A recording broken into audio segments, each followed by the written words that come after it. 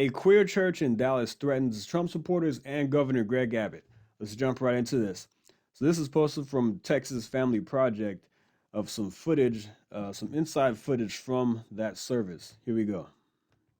By the way, if any of y'all voted for Trump, please don't tell us. No, don't tell us. Or do, and do y'all sacrifice? Do y'all do that? Did we start? He voted for Trump? No, I said the church is safe. Okay, because I will kill him. That right there is scary. That's terrifying. What would have happened if somebody admitted they voted for Trump inside of that service? You have this wacko. Look, I don't have a problem with people dressing in drag. That's not the problem for me. The problem is threatening people who don't agree with you. This is scary.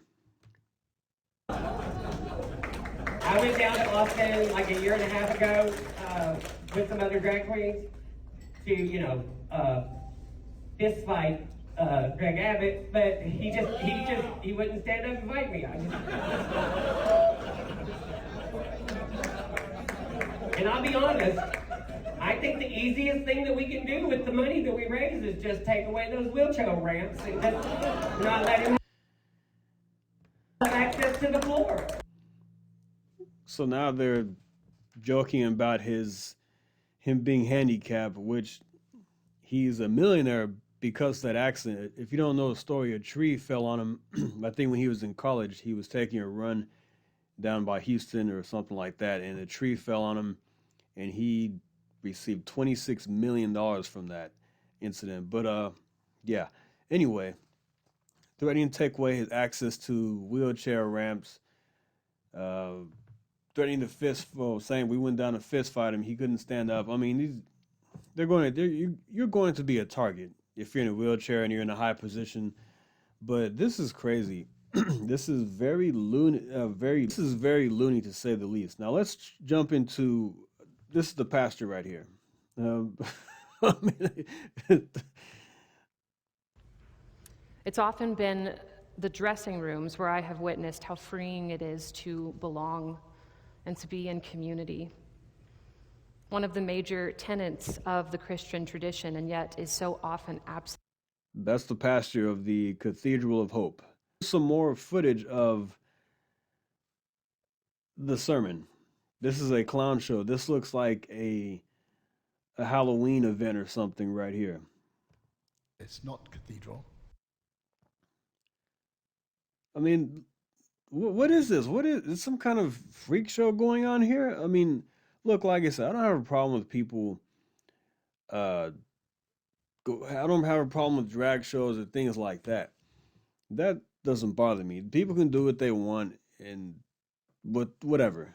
You go to a private event, I don't have an issue with that. The problem is when you try to make this, when you try to normalize this, when you try to make it as some kind of religious event or and it's a part of Christianity. Look, I'm not religious myself, but I think there was more to it than just people dressing up in drag. I think the message here was a lot more sinister than that.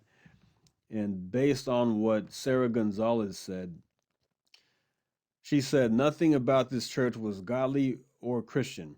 What's worse, the drag brunch fundraiser afterward was full of raunchy acts, sexual references, glorification of drug use, and scantily clad dressed women. What church do you know that embraces such degeneracy and sin? Now consider now consider that this church has a child's and youth ministry. Texas children are being indoctrinated into this lifestyle. There is no word for it other than evil. That's the thing. These things are happening in our state.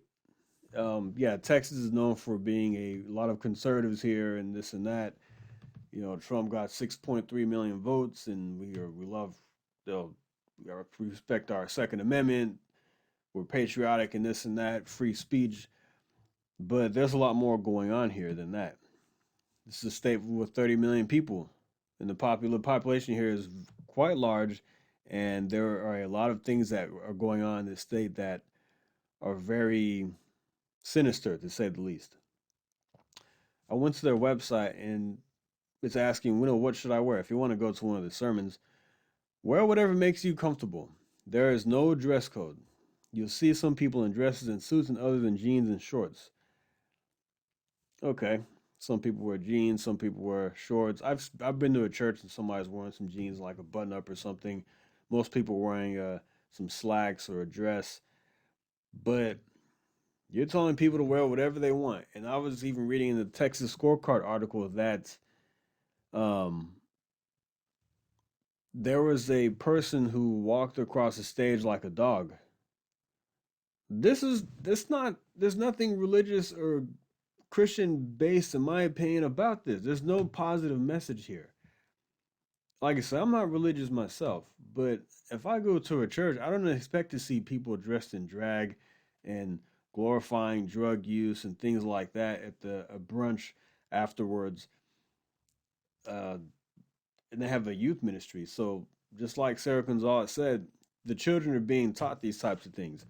And there was also a protest in Texas, at Austin, at the state capitol, and the parents were letting the kids wave pride flags. I mean, what is our world coming to? What is This is why I'm so glad that Trump. This is why I'm so glad that Trump won the election, and that we're seeing a massive pushback against this nonsense.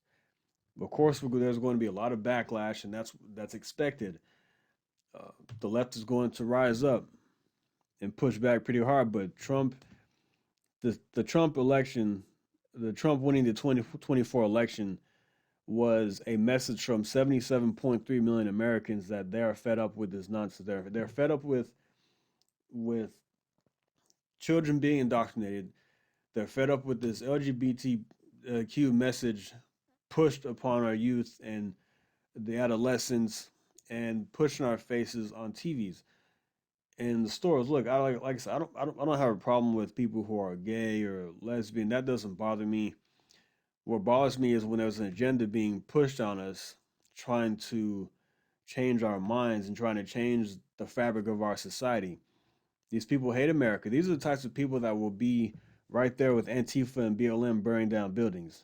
These are the very people that will threaten Trump supporters. As you saw in this sermon, they threatened Trump supporters and Governor Greg Abbott. I would be afraid to tell people, if I was in a sermon like this, to tell people that I'm a conservative, that I voted for Trump, and that I vote conservatively. I would be afraid because I don't want to be attacked. I saw a video of a guy. He went to a Trump rally. He went to a Trump rally in Kamala gear, and he was embraced. People were saying, "Hey, hey, come on, maybe we can find some common ground. Let's show you what our side is like. Maybe you can see why we support Trump and this and that, whatever." And then he went to the Kamala rally with Trump gear, and people were cussing at him, calling him all kinds of names. It was just two totally different.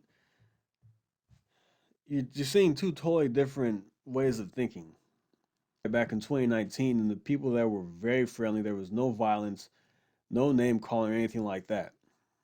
And there was like a small section for protesters, but only a couple people showed up maybe, but it was, for the most part, it was actually all very, very friendly. And for these people to call themselves inclusive, they're not very inclusive and accepting of people who don't agree with them. That's what's scary. If you don't align with what they believe in and what they think, and if you have a difference of opinion, then yeah, they don't want anything to do with you. So it's pretty scary. But I'm going to leave that right there. I just wanted to show you that what's going on here in Texas, and I'm sure this is happening all over the country, especially in blue states. But it's happening right here in our backyard in Texas. But all right, guys, like and subscribe. See you next time. Thank you. Take care.